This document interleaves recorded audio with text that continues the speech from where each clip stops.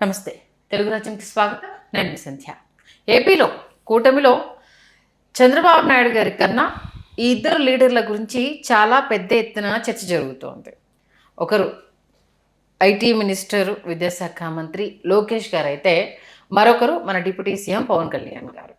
వీరిద్దరికి సంబంధించి future CM ఎవరు అన్న అంశానికే కావచ్చు, కొన్ని పోలికలకు సంబంధించి కావచ్చు, ఎప్పటికప్పుడు ఈవెన్ చంద్రబాబు నాయుడు గారి కన్నా వీరిద్దరి గురించి ఎక్కువ డిస్కషన్ జరుగుతుంది, మనందరికీ తెలిసిన విషయమే. ఇప్పుడు చూసుకుంటే ఈ అంశానికి సంబంధించి రెండు మాటలు ఇప్పుడు ప్రజెంట్ వినిపిస్తున్నాయి. ఒకటి, లోకేష్ గారు అభివృద్ధి వైపు అడుగులు వేస్తూ ఉంటే, పవన్ కళ్యాణ్ గారు మొండితనంతో కొన్ని అంశాలను అనవసరంగా భుజానకెత్తుకొని ఆయన ఇమేజ్ని డ్యామేజ్ చేసుకుంటున్నారు అన్న వాదనను తెరమెత్తి తీసుకొస్తున్నారు. ఈ రెండిట్లో నిజమెంత తెలుసుకునే ప్రయత్నం చేద్దాం. చరిత్రకారులు, సినీ రాజకీయ విశ్లేషకులు చిల్లగడ్డ శ్రీకాంత్ గారు మనతో ఉన్నారు. ఆయన మాటల్లో. శ్రీకాంత్ గారు నమస్తే. నమస్కారం సంధ్య గారు. ప్రజెంట్ ఏపీలో చంద్రబాబు నాయుడు గారు ఇన్ కేసు సీఎం సీట్ల నుంచి పక్కకు జరిగితే ఎవరు అన్న అంశానికి సంబంధించి ఇద్దరు పోటాపోటీగానే ఉన్నారు. అది మనం చూస్తున్నాం. ఒకరేమో అభివృద్ధి వైపు, ఇంకొకరు అనవసరపు విషయాలతో మొండితనానికి వెళ్తున్నారా, లేకపోతే బాబు గారు వెనుకుండి పవన్ కళ్యాణ్ గారు నడిపిస్తున్నారా అన్న రెండు వాదనలు వినిపిస్తున్నాయి. మరి రెండింటి గురించి మేము ముందు పెడితే ఏం చెప్తారు? వాస్తవానికి ఇక్కడ తెలుగుదేశం పార్టీ అనేది వాళ్ళ సంస్థాగత నిర్మాణం కావచ్చు, అట్లాగే వాళ్ళు పార్టీని నిర్మాణం చేసినటువంటి తీరు కావచ్చు, అవన్నీ 44 సంవత్సరాల సుదీర్ఘమైనటువంటి ఒక ప్రయాణం. సుదీర్ఘమైనటువంటి ప్రయాణంలో ఎత్తుపల్లాలు ఉన్నాయి, జయాపజయాలు ఉన్నాయి, విజయదుందుబులు మ్రోగించినటువంటి విజయోత్సవాలు ఉన్నాయి, అట్లాగే పరాజయాల్లో అధపాతాళానికి నెట్టివేయబడినటువంటి సందర్భాలు ఉన్నాయి. వాటన్నింటిలో నుంచి ఎన్నో పాఠాలని నేర్చుకుని, గుణపాఠాలని నేర్చుకుని తెలుగుదేశం పార్టీని ఒక పూర్తిస్థాయి రాజకీయ పార్టీకి ఒక తిరుగులేని, ఎదురులేని శక్తిగా ఆంధ్రప్రదేశ్లో నిలబెట్టడంలో చంద్రబాబు నాయుడు గారు ఖచ్చితంగా ఆయన తనదైనటువంటి శైలిలో అపరచాణక్యుడిగా ఆయన సాగించినటువంటి ఆయన పోరాట పటిమ మనకు తేటతెల్లమవుతుంది.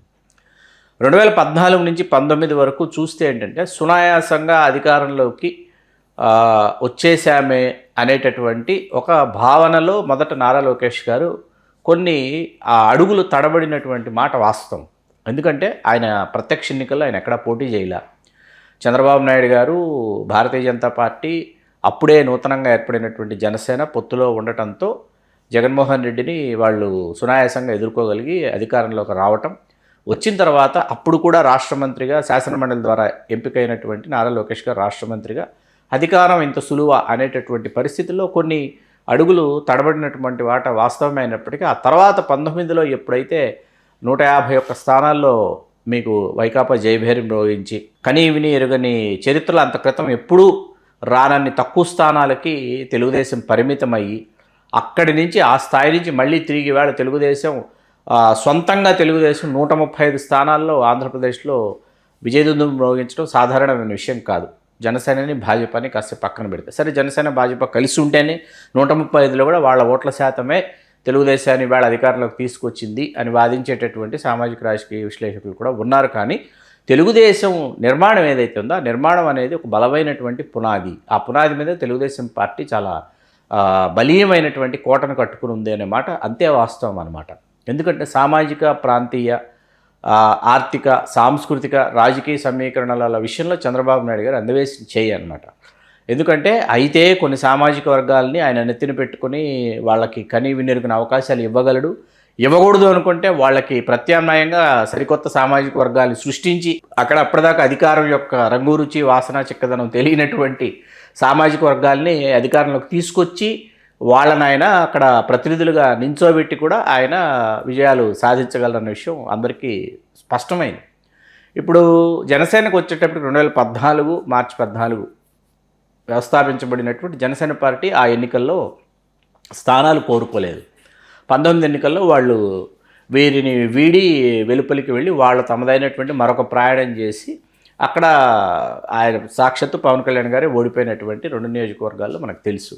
తిరిగి తర్వాత పవన్ కళ్యాణ్ గారే చంద్రబాబు నాయుడు గారు జైల్లో ఆయన ఉన్న నేపథ్యంలో అక్కడికి వెళ్ళి ఆయన వెలుపలికి వచ్చిన తర్వాత, వారిని పరామర్శించి వెలుపలికి వచ్చిన తర్వాత పొత్తులో ఉండబోతున్నాం, నేను భుజం కాస్తున్నాను అని చెప్పిన తర్వాత సమీకరణలు ఒక్కసారిగా ఆంధ్రదేశంలో మారిపోవటం ఇవన్నీ మనకు తెలుసు. అయితే ఇప్పుడు ఇక్కడ ఏంటంటే లోకేష్ గారికి పార్టీని పునర్నిర్మించుకోవటం అన్నది ఎంత అవసరమో, పార్టీని నిలబెట్టుకోవాలి, పార్టీని కాపాడుకోవాలి, పార్టీ యంత్రాంగం ఏదైతే ఉందో, శ్రేణులు ఏవైతే ఉన్నాయో వాళ్ళందరినీ కూడా ఒక రక్షణ కవచంలాగా పార్టీని కాపాడుకోవాలి, కాపాడుకుంటేనే వాళ్ళు మనల్ని కాపాడతారనేటటువంటి ఒక విషయం నారా లోకేష్ గారికి స్పష్టంగా తెలుసు. కాబట్టే మీకు ఎక్కడ ఒక వ్యాఖ్యానం చేసేటప్పుడు ఆచితూచి ఒక అక్షరం మాట్లాడితే తక్కువ, 2 అక్షరాలు మాట్లాడితే ఎక్కువ, కాబట్టి 1.5 అక్షరం మాట్లాడతారు. మొన్న మనకి గోదావరి జిల్లాలో పవన్ కళ్యాణ్ గారు పర్యటించిన సందర్భంలో సామాజిక పరమైనటువంటి అంశాలు లేవనెత్తి, సామాజిక పరమైనటువంటి చర్చలు ఆయన చేసి, నాకు సామాజిక వర్గాలతో సంబంధం లేదు, నాకు నా సామాజిక వర్గం కూడా వద్దు అని చేసినటువంటి వ్యాఖ్యలు సామాజిక వర్గంలో చాలామందిని గాయపరిచాయి. అయితే పవన్ కళ్యాణ్ గారితో కలిసి ప్రయాణం చేస్తున్నటువంటి చాలామంది సొంత సామాజిక వర్గం వాళ్ళు ఏంటంటే, వాళ్ళు పూర్తిగా పవన్ కళ్యాణ్ గారితో, జనసేనతో కలిసి, జనసేన ఆవిర్భావం నుంచి పవన్ కళ్యాణ్ గారితోనే ప్రయాణం చేస్తున్నటువంటి ఒక వర్గం అన్నమాట. అది అంత క్రితం రాజకీయాలకి, ఆ తర్వాత భవిష్యత్తులో ఉండబోయే రాజకీయాలకి వాళ్లకు ఏ విధమైనటువంటి సంబంధం ఉండదు. మరీ ముఖ్యంగా అంత క్రితం రాజకీయాలకి వాళ్ళు పూర్తిగా పవన్ కళ్యాణ్ గారితో వాళ్ళు ప్రయాణాన్ని మొదలుపెట్టినటువంటి వాళ్ళు ఆయనతోనే ప్రయాణిస్తున్నారు, వాళ్ళు ఆయనతోనే ప్రయాణం కొనసాగిస్తారు, అందులో సందేహం లేదు. కాకపోతే ఇప్పుడు ఏంటంటే, ఆంధ్రదేశంలో మరి ఆంధ్రప్రదేశ్లో ఏం జరిగినా ఏమవుతుందంటే, అయితే పవన్ కళ్యాణ్ గారి కేంద్రంగా జరుగుతున్నటువంటి విషయాలు, వాటికి పవన్ కళ్యాణ్ గారిని బాధ్యత వహించమని గగ్గోలు పెట్టేటటువంటి మాధ్యమాల్లో జరిగేటటువంటి చర్చోపచర్చలు, వివాదాలు, వాదాలు ఇవన్నీ ఒక ఎత్తు అయితే, ఇవి లోకేష్ గారికి సంబంధించి ఇవి ఏ స్థాయిలో ఉంటాయంటే, లోకేష్ గారు అసలు వేటిని పట్టించుకోకుండా ఆయన తనదైనటువంటి లక్ష్యం ఏదైతే ఉందో ఆ లక్ష్యం వైపు ఆయన కొనసాగుతున్నాడు. ఆయన ఒక లక్ష్యం నిర్దేశించుకున్నాడు. 2029 ఎన్నికలకు ఆ పోటీలో ఉండాలి అంటే, ఆ పోటీలో తట్టుకొని వైకాపాని రేపు నిలబడాలంటే, ఎందుకంటే ఎంతో కొంత వ్యతిరేకత అయితే వస్తుంది ఎన్నికల నాటికి. అధికారంలో ఉన్నటువంటి కూటమి మీదో, అధికారంలో ఉన్నటువంటి పార్టీ మీద ఖచ్చితంగా వ్యతిరేకత వస్తుంది. ఆ వ్యతిరేకతను ఎదుర్కొని తిరిగి అధికారంలోకి రావాలంటే ఏం చేయాలి అనేటటువంటి ఒక ఆలోచనతో ఆయన అడుగు ముందుకేస్తున్నాడు అనమాట. ఆ ముందుకు వేసినప్పుడల్లా ఏంటంటే, ఆయన తనను తాను తీర్చిదిద్దుకుంటున్నాడు, పార్టీ శ్రేణుల్ని కాపాడుకుంటున్నాడు, పార్టీలో ఎక్కడైనా లుకలుకలున్నా, లేకపోతే అసంతృప్తులున్నా, లేకపోతే వాటిని స్వయంగా ఆయనే మానిటర్ చేసేటటువంటి ఒక వ్యవస్థను ఆయన ఏర్పరచుకున్నాడు. ఇప్పుడు ఇక్కడ మొన్న జనసేనలో జరిగినటువంటి రాజ్యసభకు సంబంధించి లింగంనేని రమేష్ గారిని నామినేట్ చేయాలనేటటువంటి అంశం జనసేనలో చాలామందికి నచ్చలేదు. మరీ ముఖ్యంగా పవన్ కళ్యాణ్ గారి సామాజిక వర్గంలో మెజారిటీ సభ్యులకి, పార్టీలో ఉన్నటువంటి వాళ్ళకి నచ్చలేదు. వాళ్ళు చాలామంది బాహాటంగానే వాళ్ళ వ్యతిరేకతని సోషల్ మీడియాలో వాళ్ళు వెళ్ళగక్కారు. దానిని కంట్రోల్ చేసేటటువంటి, ఆ మానిటర్ చేసేటటువంటి వ్యవస్థ జనసేనకి ఎందుకు లేదు అనేటటువంటిది ఇప్పుడు జనసేన శ్రేణులు ఎవరైతే ఉన్నారో, ద్వితీయ శ్రేణి నాయకులు కావచ్చు, సోషల్ మీడియాలో చాలా యాక్టివ్గా ఉండేటటువంటి వాళ్ళు కావచ్చు, మీకు మనకి ఎవరైనా పవన్ కళ్యాణ్ గారిని విమర్శించినా, లేకపోతే ఎవరైనా పవన్ కళ్యాణ్ గారి శాఖలకు సంబంధించో, లేకపోతే పవన్ కళ్యాణ్ వ్యక్తిగతంగా ఎవరైనా ఆయన ప్రశ్నించదలుచుకుంటే, వీళ్ళు సోషల్ మీడియాలో చేసేటటువంటి అటాక్ ఎలా ఉంటుందంటే, అసలు జనసేన వాళ్ళు అసలు నంబర్ 1 సోషల్ మీడియాలో వీళ్ళ స్థాయిలో ఎవరు అటాక్ చేయరు అనిపించేటటువంటి స్థాయిలో ఉంటుంది. కానీ మన లింగంనేని రమేష్ గారికి సంబంధించినటువంటి అంశం వచ్చినప్పుడు ఏంటంటే, జనసేన శ్రేణులే వాళ్ళు అసలు స్తబ్దుగా ఉండిపోయారు. దానిని ఆ మానిటర్ చేసేటటువంటి వ్యవస్థ ఉండాలన్నమాట. ఇది పార్టీ తీసుకున్నటువంటి నిర్ణయము, పార్టీ నిర్ణయానికి కట్టుబడి ఉంది కాబట్టి మీరు కూడా ఈ నిర్ణయానికి కట్టుబడి ఉండాలి అని వాళ్ళని మానసికంగా సిద్ధం చేయాలి. అలా సిద్ధం చేసేటటువంటి వ్యవస్థ లేకపోవడం అనేది జనసేనకి ఒక ఇంత సెట్ బ్యాక్. ఎందుకంటే ఇప్పుడు ఆయన చంద్రబాబు గారికి అవునన్నా కాదన్నా వీర విధేయుడు, ఆయన గీస్తూ ఉంటే ఈయన ఆ స్కెచ్లో పావు అవుతున్నారు అన్న వాదనని కూడా కొంతమంది విశ్లేషకులు చెప్తున్నారు. దీని గురించి ఏమంటారు? వీర విధేయతని ప్రదర్శించాలనుకుంటే ఈవేళ 175 నియోజకవర్గాల్లో మరీ ముఖ్యంగా ఆయా జిల్లాలకు సంబంధించి జనసేన పార్టీ అధ్యక్షులు నియమించేటటువంటి ఒక ప్రక్రియ మొదలైంది. ప్రక్రియ చాలా పెద్ద ఎత్తున, చాలా క్రమశిక్షణాయుతంగా, అది చాలా జనసేన శ్రేణుల్లో కూడా ఎక్కడ లేనటువంటి ఉవ్వెత్తున ఉత్సాహం ఎగసిపడే విధంగా సాగుతున్నాయి.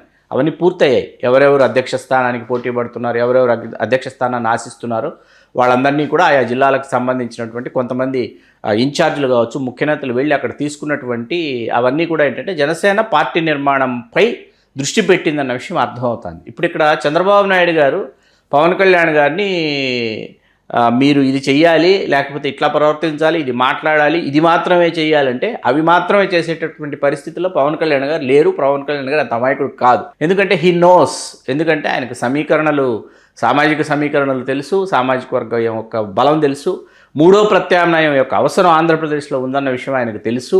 ఆయన వెలుపలికి వస్తే ఏ స్థాయిలో ఆయన బలం ఏ స్థాయిలో పెరుగుతుందో ఆయనకు తెలుసు. ఆయన ఒంటరి పోరాటం నిజంగా ఇప్పుడు వెలుపలికి వచ్చి చేస్తే ఏ స్థాయిలో ఆయన పెరుగుతాడో ఎదుగుతాడో ఆయనకు తెలుసు.